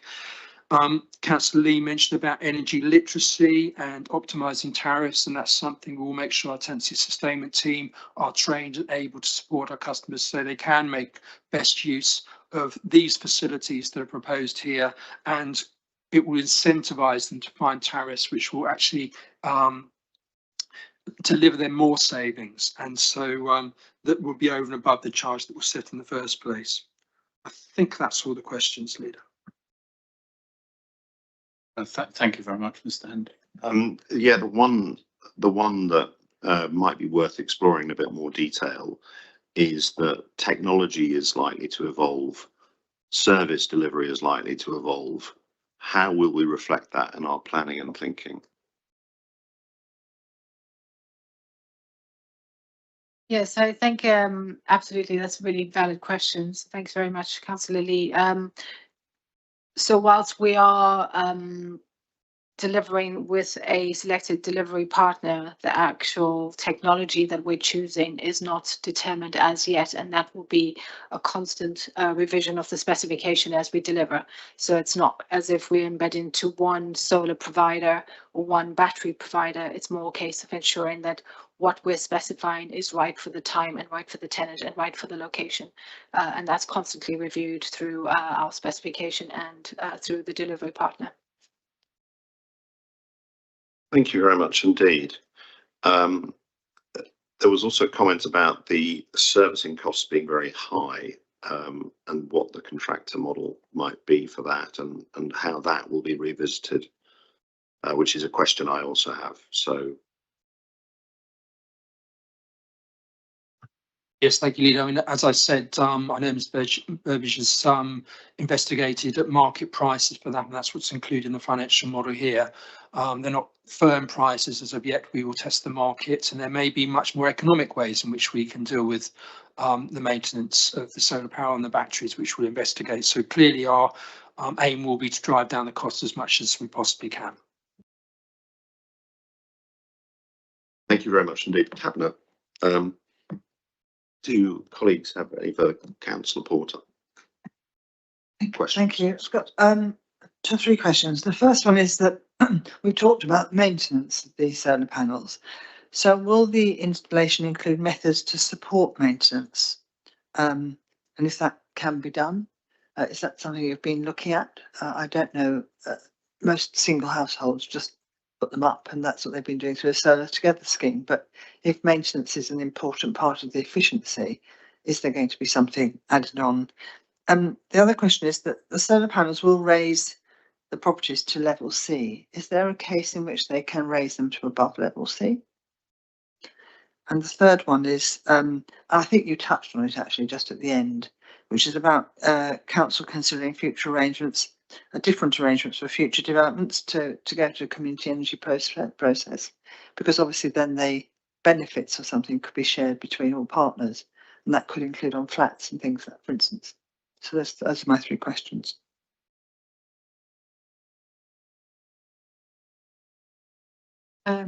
Thank you, Councillor Porter. Can you hear me all right? Yes. Yeah. So support for maintenance, absolutely. This is something we have to do with the delivery partner. When we do the specification, CDM, which is Construction Design Management 2015 regulations, require us to look at maintenance and create a schedule in terms of what that looks like, as well as OEM manuals that will be produced by the contractor to ensure that that is thought through, who accesses it, how do they access it, and when do they need to access. So absolutely that will be written within the specification and something that will be modeled through. To raise above level C, unfortunately SHF funding requires you only to get to level C. If we push it above, it would require our own funding, and we're just conscious that a lot of our funding needs to go through a lot of other properties before we can push it above the EPC band. So from eligibility criteria, the SHF funding requires us only to meet C and not to go beyond the C. If we were to do so, it was from our own finance. And then the different benefits, absolutely. This is something we're exploring, especially for our multi-unit properties. There's some fantastic new technologies that we're looking into, and I look forward to being able to present them and bring them forward. Okay. Thank you. Any other questions? Councillor Crewison. Hopefully it's just a quick question. When we talk about maintenance, I believe, if I've understood it correctly, that this also includes effectively the sort of depreciation and replacement of items such as inverters, which, you know, from time to time do stop working and have to be replaced. So it's sort of not just the maintaining of panels, keeping them clean and so on. It's actually the depreciation of those physical assets and so on. Is that correct? Yes, that is, and absolutely that's what's already been modelled in the financial figures, is that the maintenance involves not just the cleaning, it is also replacement. Thank you very much indeed. Any other questions from colleagues? There's one area I would just like to probe, which is in terms of the details of the execution, and obviously it's very helpful that there's been work to talk to tenants about the scope of the scheme that was referred to by Councillor Horrell. But our experience of this kind of complexity of offer is there still will be a lot to learn about, as for example we saw with the retrofit programme, where there was a continuous process of learning how we communicated with people, what the specific offer needed to be in order to connect effectively. I mean, is there conversations going on with the comms team and with yourselves to get that iterative learning in place, and is there going to be a mechanism to bring that back either to tenants or to the Cabinet Housing Committee? Absolutely. So we actually have another tenant engagement on this next week on the 26th. So that's already in place. And as part of the SHF, they require us to produce a tenant engagement strategy, which they themselves audit and check through the delivery of the wave 3. We also work closely with comms to get this right. So part of our engagement is really to try and do this on a monthly basis and ensure that all tenants on the program, and even those without, are able to access the engagement forums and websites information. Thank you very much indeed. Councillor Horton. Sorry, I've got a couple of questions following what you just described. So one of the things is this is complicated for residents. So what I'm keen to make sure is that more than one member of the family, other people in the family, and people that might want to come and listen more than once are encouraged to do so, particularly as you just said that you're going to hold these monthly. So once somebody's on it, they don't necessarily fall off the list for the invitation for the next one. I think it's something that people will watch, take part in, and then go away, have a conversation about, come back and have another conversation. Because there's effectively a funding guarantee that the cost of your housing rent and your energy will not be greater than it is now. And that's complicated because it varies season to season, housing numbers, housing occupation. So people will want to come back. How will you ensure that all their questions are answered if they don't get answered in those tenant engagement sessions? So one of the biggest things we found through our cafe, retrofit cafes, which is basically coffee mornings or even our forums, is that access and travel is an issue. So what we're putting forward is every alternative month we will hold an online session and invite everybody that is on the program, so they can come as many times as they want. If they can't, then we are accessible through our retrofit email in order to say that they need more information. And absolutely, although I appreciate that 18 doesn't represent, 5,055 residents' homes, that what we got for most of the tenants was a clear understanding of what we were proposing, because although the technology and the sophistication sits behind the scenes, it was really understood. And so I appreciate that it will sound complex, but I think when we deliver the message, and as we did already, it was quite clear to tenants as to what we were looking to do. And so, yeah, we always invite tenants to come again to other tenant forums that we have, and that's advertised usually to all of the tenants on the program. Very reassuring, thank you. Thank you very much indeed. Any debate on this issue? Councillor Lerny. Thank you. I very much welcome this paper, which sets us on a path not just to use the government funding available to provide a significant number of our tenants with the benefits of solar panels and battery technology, but a sustainable path to rolling it out across the council estate. I think we understand the concerns people have and also around how to make best use of it. But I am reassured by the fact that we are including batteries in these installation, which make it much easier to use the solar panel energy in the evening. Personally, we don't have a battery because it was far too expensive when we installed our solar panels. But I do often find myself doing my cooking in the afternoon when it's sunny, because if I do it in the evening, there won't be enough energy.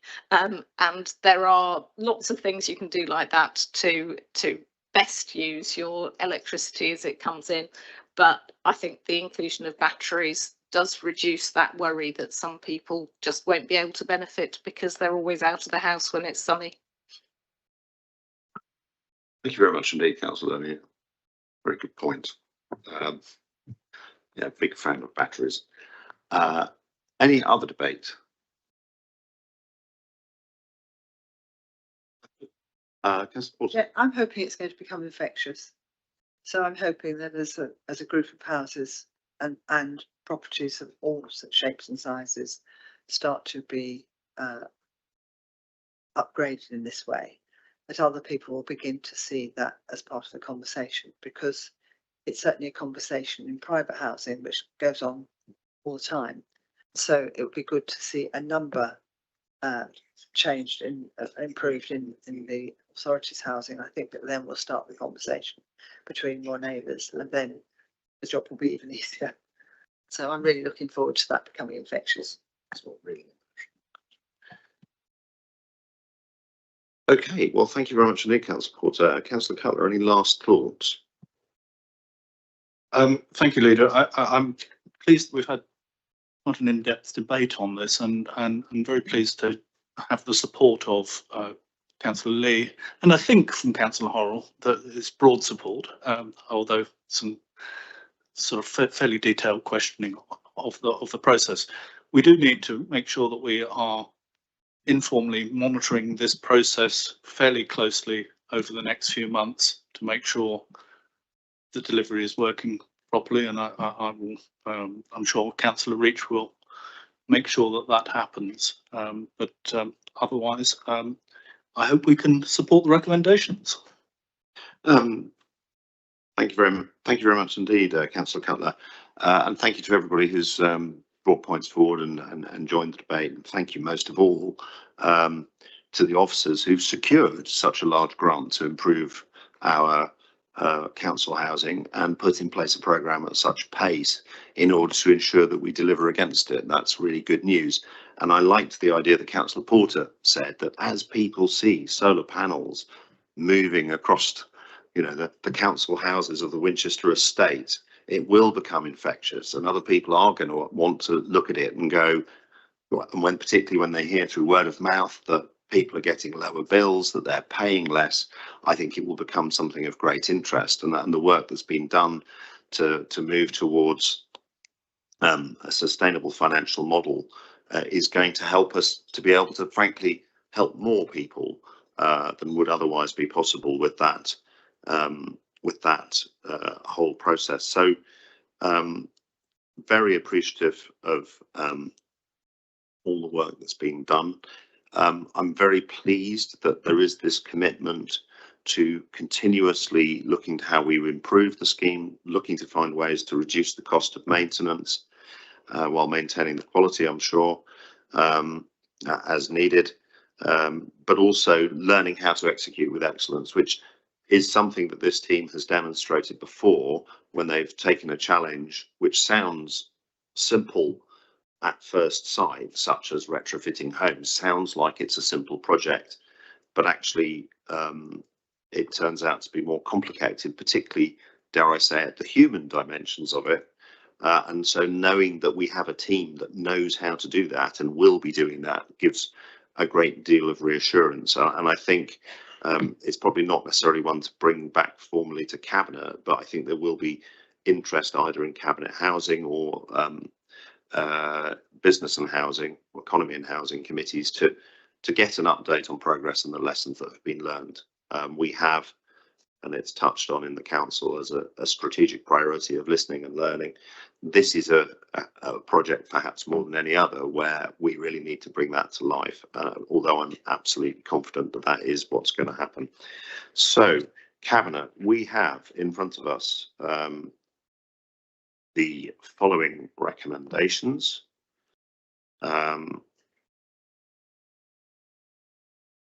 So let me just get to the right page of the document, page 128 of the document pack.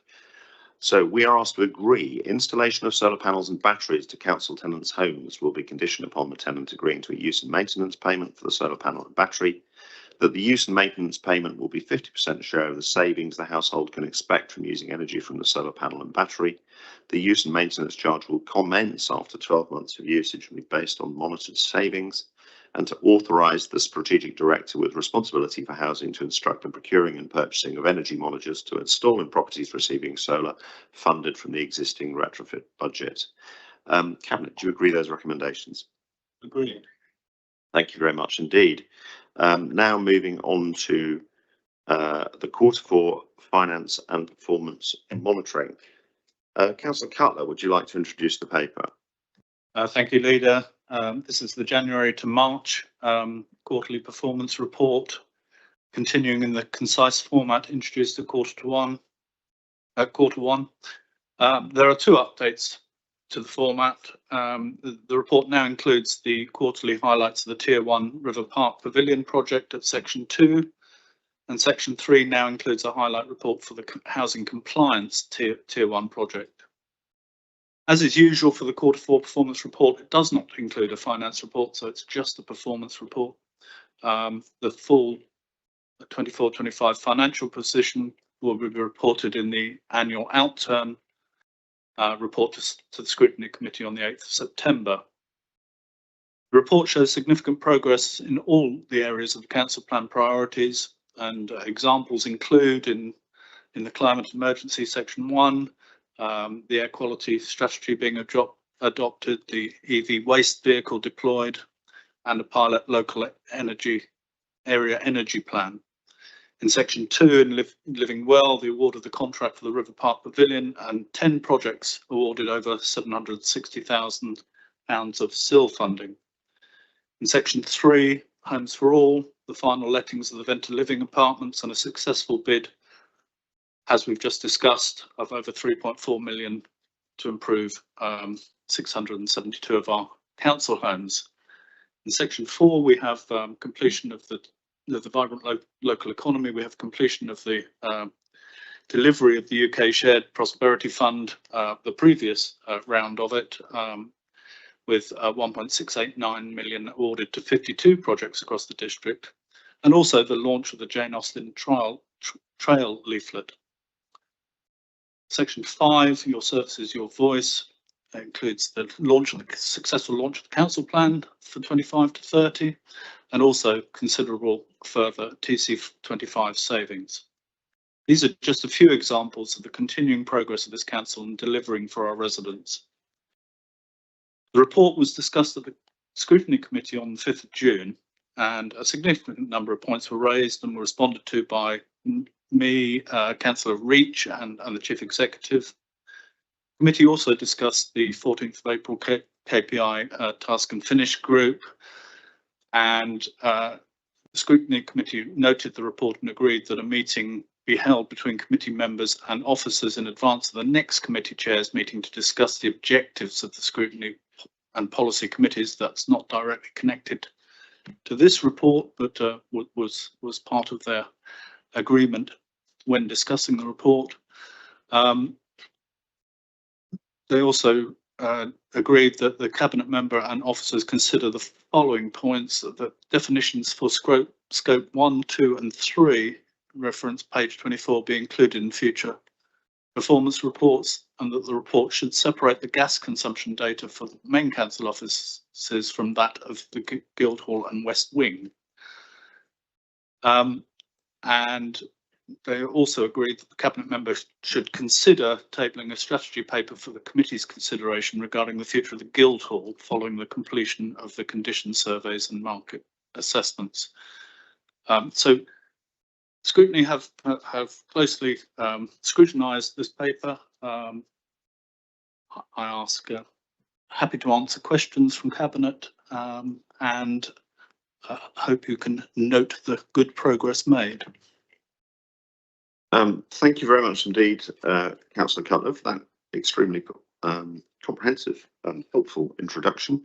Councillor Lee, would you like to come forward?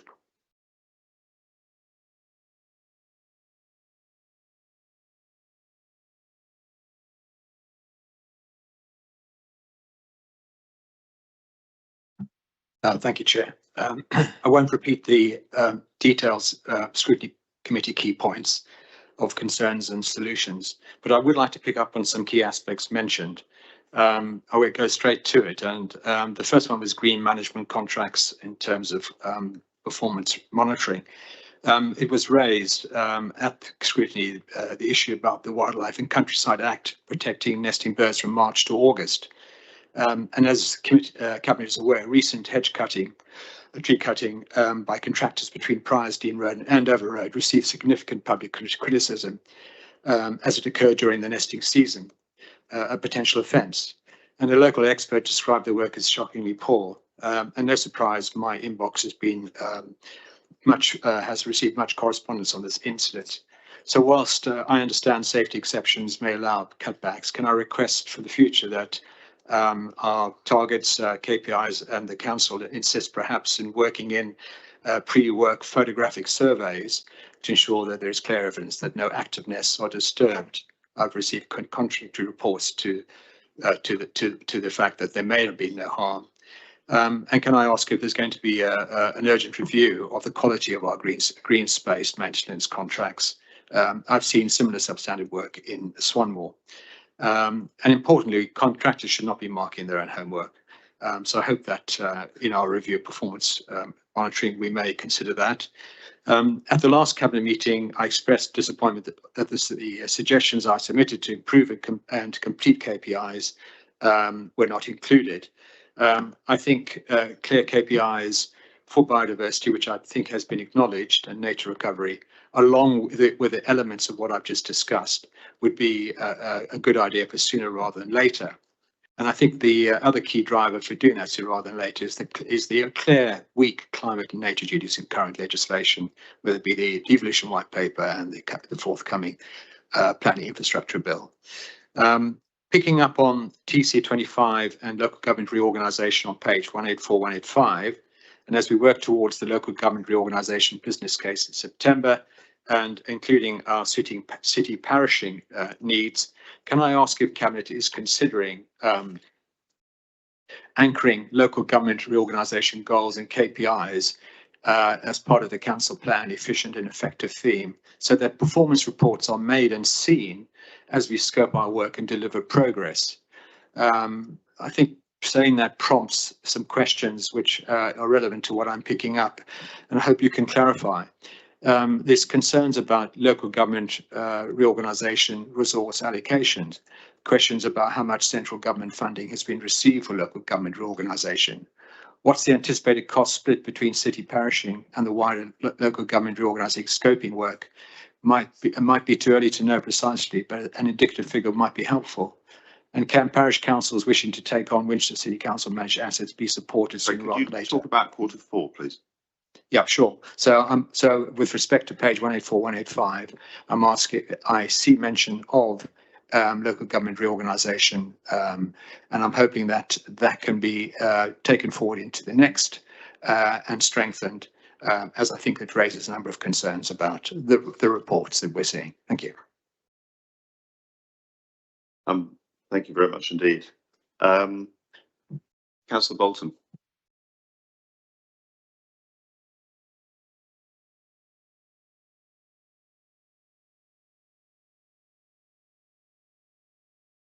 Good morning. Thank you for listening to me this morning.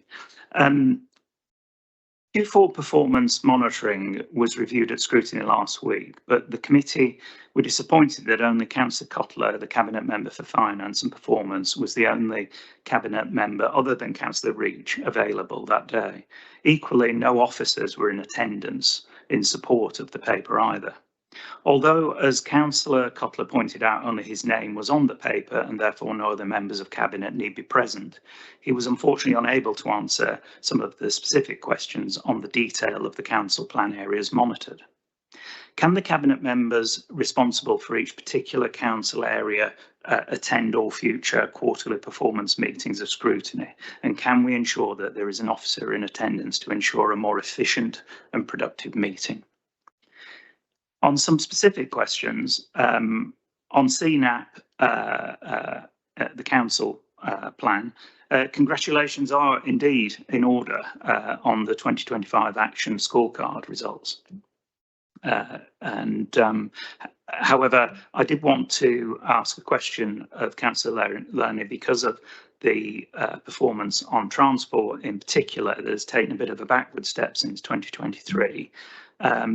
Is she able to confirm that the delays switching to low carbon fleet do not represent any risk to the overall council timetable?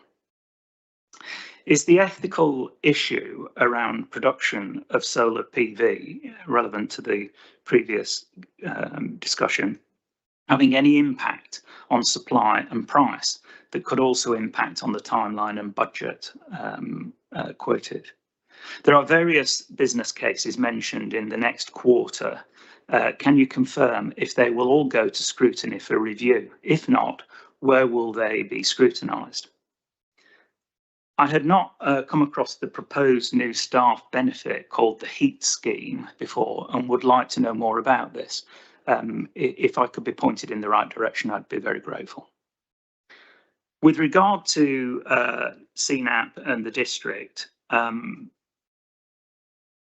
I had a slightly different question on this point, but given the previous conversation about the housing fund, the social housing fund award, I think I'm sort of more at ease with my concerns around the business case and how we are monitoring the development of the sort of installation of solar PV and batteries, not least of all because they're very expensive pieces of kit. And as Councillor Porter pointed out, it's a complicated picture on how they perform, and therefore, monitoring that carefully, I think, is really important to make sure that we get the right result. And so I am genuinely more relaxed that there's a lot of eyes on that. LGR, there is definitely a sense that LGR is placing a huge burden on staff with consequent impact on overall performance and delivery of projects. If this occurs, would this be picked up in the performance reporting pack? If not, how do we get visibility on the impact of the considerable work that LGR is taking of staff time? TC25, as TC25 has only realised 52% of its target savings, and we are well beyond halfway through the programme, have you now identified all these areas, all these actions that will deliver the 3 million saving if implemented by the end of this financial year? If not, then what are you going to stop doing to achieve this? A large focus of TC25, I recall, was going to be technological improvements in service. Councillor Cutler, in particular, you've stated previously that LGR is impeding this type of project. So has TC25 now hit the buffers, and will we see no further improvement gains? Thank you very much. Thank you very much indeed. Councillor Cutler. Well, if I begin, there is always a tendency with these quarterly reports for them to stray from the actual report. This is a report from Q4. I recognise the question and it could cause considerable consternation on hedge cutting. It didn't happen in Q4. But I think the question was answered at the last meeting. It's noted that your concerns about the process, and I'm sure the team will look at that. Regarding the KPI and biodiversity, if you look at the minutes of the last meeting, of the last cabinet meeting, we made it fairly clear that that was one of the areas that Councillor Learning will be looking at as part of the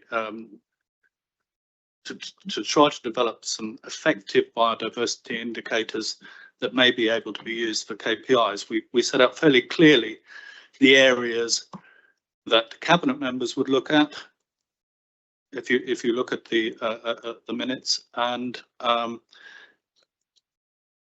the scrutiny committee has some responsibilities of its own, and I think it was agreed at that meeting that the scrutiny committee would target the areas that they found most important through task and finish groups. On the LGR element, I will pass that on to Councillor Todd and the Chief Executive. From Councillor Lee's question, we get on to Councillor Bolton's. I do not think it's necessarily a good use of time to expect every cabinet member to attend scrutiny just to deal with the Q4 report. The process can be that questions will be answered where they can be. If we had the questions actually slightly quicker than receiving the list of them this morning, they can be answered at the following cabinet meeting for those that can't be answered on the day. But I really don't think it's an entirely effective use to expect all cabinet members to turn up for every scrutiny meeting with a quarterly report. To say that there were no officers present, I think is a bit unfair on the chief executive, who was present and is probably as important an officer you could expect to have at a meeting. So business cases mentioned, the scrutiny, as I've pointed out several times, the scrutiny agenda is the responsibility of the chairman of the scrutiny committee. And so the business cases may well be something that the chair will consider. And I will just, the broader issues on TC25, obviously TC25 now is part of the it's a transformation program that LGR is a key part of the transformation now, and so therefore within TC25, clearly there is a lot of work that has to be done to look at efficiencies moving into a new authority. Yes, a significant amount of our projected savings were going to be through the digital strategy, and there will be elements of it that can be implemented. For example, the rollout of Microsoft 365 into more broadly across the council, and the good use of the technology we have, but large-scale projects of digitising planning do not seem to be sensible when the planning department will be part of a new unitary authority, and we need to scope what other authorities are doing there. But we do have a process for continuing to relook at each area of service to see where further savings can be made, and we are continually making savings. Yes, the pace has slowed a little, but we have meetings lined up, I think in 2 weeks' time, with the corporate heads of service to look at each of their plans and to revisit and to push on with TC25. So it's not something that's going backwards. I just wondered if you wanted to discuss the LGR questions. I'm not entirely sure I understood them all. I think Councillor Bolton was seeking reassurance that the council was delivering to. That one, yeah, no, that one, that it's not affecting performance. Well, first of all, you can look at the performance metrics and that will tell you how it's affecting performance. We are actually keeping the work of LGR to a very small team. It is mainly being done through myself, the Chief Executive, and the TC25 team, but the heavy lifting is being done by outside consultants, and we've received money from central government in order to cover the cost of that. It will probably only partially cover it, because this is, needless to say, money from central government, which never covers the full cost of anything. There is other work. Obviously, there's big financial debates. There are discussions about, for example, how housing will fit with social care. But we are, as far as possible, seeking to do this in a way that doesn't add to the load on the wider organisation, and using the outside resource that we've received money from government to pay for in order to achieve that outcome. But I don't know if Chief Executive, if on that particular point you'd like to add some further perspective. No, Leader, we have carefully prepared service plans for this year, which recognise the critical projects that Cabinet wish to prioritise over the coming year, cognizant of the other piece of significant work we're doing as a geography across Hampshire to redefine and reimagine and recreate local government across our area. And at the moment, working with the director team, who are all working incredibly hard to support and motivate and continue delivery. We are delivering on all fronts as far as I'm aware. Thank you. Thank you very much indeed. And thank you also for attending the scrutiny meeting. Since, you know, if you're going to have an officer, then have the top one. Any other Councillor Learney, do you want to just perhaps put on the record where we stand on the hedge cutting? I mean, I think it's important to say that it wasn't just done through contractors, that our own contract managers were involved in looking at the site. It was cut in stages. Take us through, maybe, just to put on the record what actually happened in that particular case. Yes, that's correct, Leader. The City Council does rarely carry out work on trees and hedges during the bird nesting season. However, it is sometimes necessary. As you say, our contract managing officers were involved with this. This is a very well used and important path, taking pedestrians and cyclists to Henry Beaufort Secondary School, Kings Barton and Harestock Primary Schools, meaning the work did need to be done during school holidays, as it is a detour of at least half a mile to take an alternative route. Our contractors did carry out the necessary bird checks in the weeks prior to works commencing, as well as on the mornings of the works, all of which confirmed no bird activity in the areas which have been cut back. Our team of professional ecologists are happy that the correct checks were made. I would like to reassure people that who aren't familiar with the path that social media does not give a full picture of the works carried out. Indeed, I've taken some pictures of my own which illustrate that, because this is a route I use all the time, and indeed I cycled through it this morning to get here. The length of hedge severely cut back is only about 1/6 of the hedge between Halls Farm Close and the Andover Road, and it will regenerate. I have actually already had a complaint about why the longer length between Halls Farm Close and Prysdean Road was left untouched by the contractors, which does show that you can't always win with these things. So I quite understand the concern, but this is something which we, as I say, we very rarely do. We will go back and review the process to ensure that we are happy that these works are strictly necessary at these times of year, but clearly sometimes we can't avoid it. Thank you. And just to sort of clarify, it is not a question of the contractor marking their own homework. Our own contract managers also attended and checked for the presence of birds, as I understand it. And the work was done in 3 smaller stages rather than 1 stage, also to enable proper checks as the cutting took place and the greenery was removed, and there were bird checks on every single occasion as well as in advance of the visit. Yes, that's correct. Good, thank you. Colleagues, are there any further questions on this paper?